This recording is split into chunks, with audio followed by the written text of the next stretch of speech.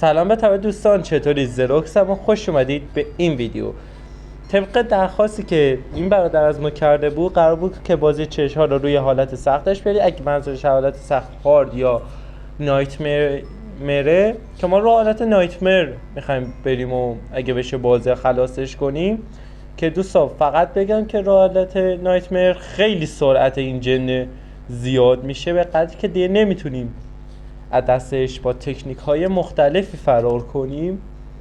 بعد فقط 30 تا چیز بجوریم از همین کیسه پولا و با چشم که تستیم بریم محلشون کجاست، بریم سراغش. خب اینجا که هیچی، اینجا چی؟ اینجا هم هیچی. یا 1 2 3 تا خوبه. اومد. برید دوستا سرعتشا میگم سرعتش رفته بالا دیگه، نمیشه بازی ها خیلی زود تمومش کرد یعنی این. ولی خب من این بازی ها زود تمومش میکنم و همه شما قول میدم. نمیدونم کجاست. اوی اومه.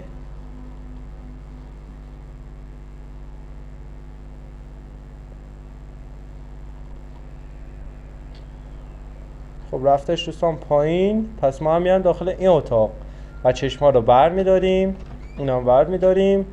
دوستان اگه دیدین کیفیت یخت صدا کمتره، این بخاطر اینه که زیاد اذیت نشیم، منم زیاد اذیت نشم.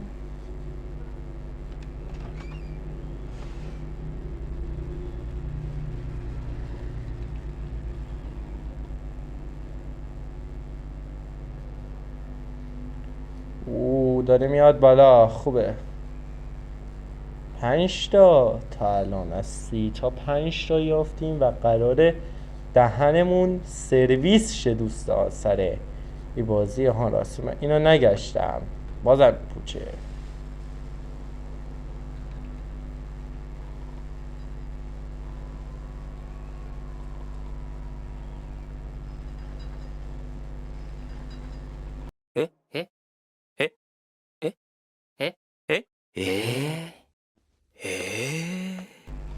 اوی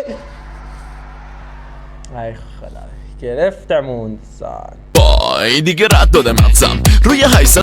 دوستان نتونستیم رو حالت نایتمر خلاصش کنیم، ولی خب اووردمش حداقل رو حالت هارد که حداقل رو این بتونیم بازی به پایان برسونیم. رو حالت هاردم دست کمی از نایتمر کم نداره دوستان. در واقع جا هیچی. اینجا هم هیچی. پشت منم دارم میگردم اینجا را. خوب داریم کیسه پیدا میکنیم. تا اینجا 5 تا با یه چشم. کجایی؟ رفتی بالا؟ برو خدا به همراهت. برمیداریم بریم اینجا.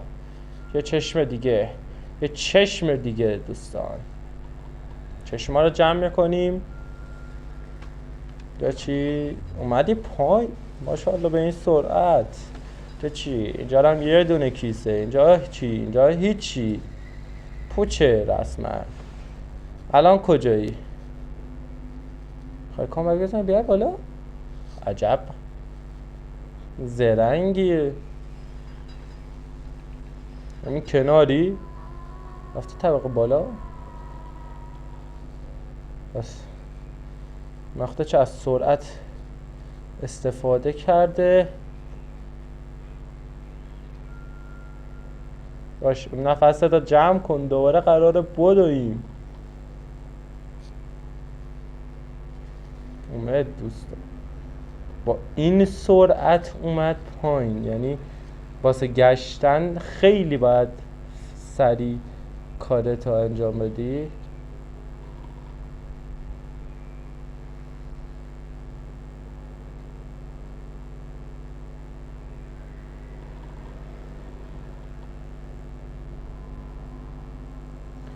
طبقه بالا همونجا بمون. جو بمون و دیگه نیا پایین.